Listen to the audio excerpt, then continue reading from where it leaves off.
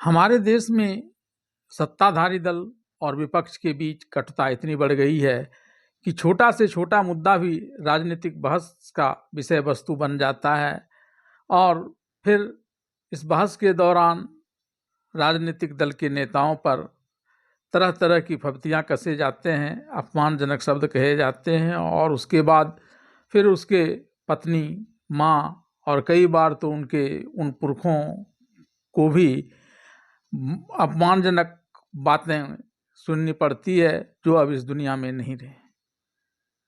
और तो और देश की सेना के पराक्रम पर प्रहार कर उनके मनोबल को कम करने का भी प्रयास इन्हीं राजनीतिक दलों के द्वारा किया जाता है। खासकर जब ऑपरेशन सिंदूर चलाया गया था तब इसके प्रमाण और फिर बाद में इसके ट्रंप द्वारा संचालित होने की बात कहकर सेना के मनोबल को तोड़ने का प्रयास किया गया था।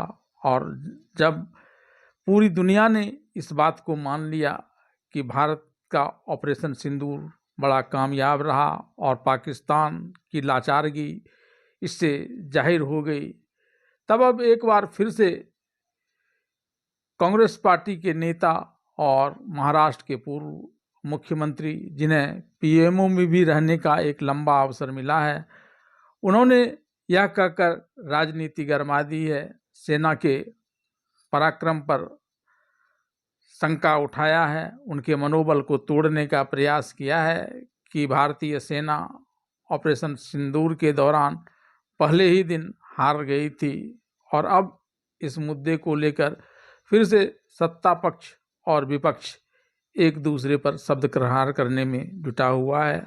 आइए जानते हैं इन मुद्दे पर विस्तार से।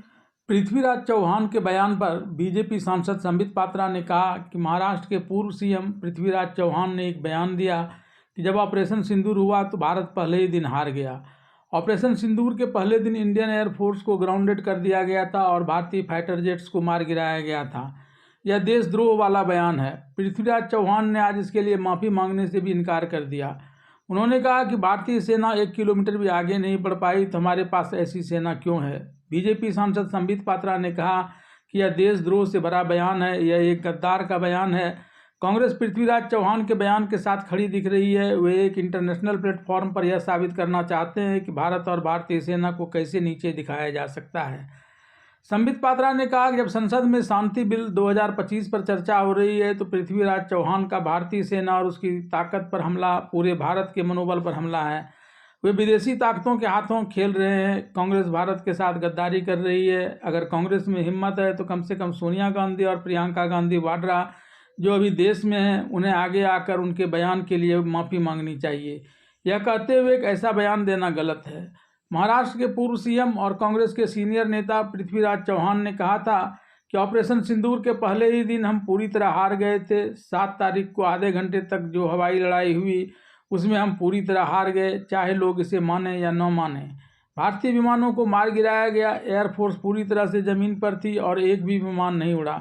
अगर ग्वालियर, बठिंडा या सिरसा से कोई विमान उड़ान भरता तो पाकिस्तान द्वारा उसे मार गिराए जाने की बहुत ज़्यादा संभावना थी, इसलिए एयरफोर्स को पूरी तरह से ज़मीन पर रखा गया था। महाराष्ट्र के पूर्व सीएम और कांग्रेस के सीनियर नेता पृथ्वीराज चौहान ने कहा कि हाल ही में हमने ऑपरेशन सिंदूर के दौरान देखा कि सेना की 1 किलोमीटर भी मूवमेंट नहीं हुई। 2-3 दिनों में जो कुछ भी हुआ वह सिर्फ हवाई युद्ध और मिसाइल युद्ध था। भविष्य में भी युद्ध इसी तरह से लड़े जाएंगे। ऐसी स्थिति में क्या हमें सच में 12 लाख सैनिकों को सेना रखने की ज़रूरत है या हम उनसे कोई और काम करवा सकते हैं?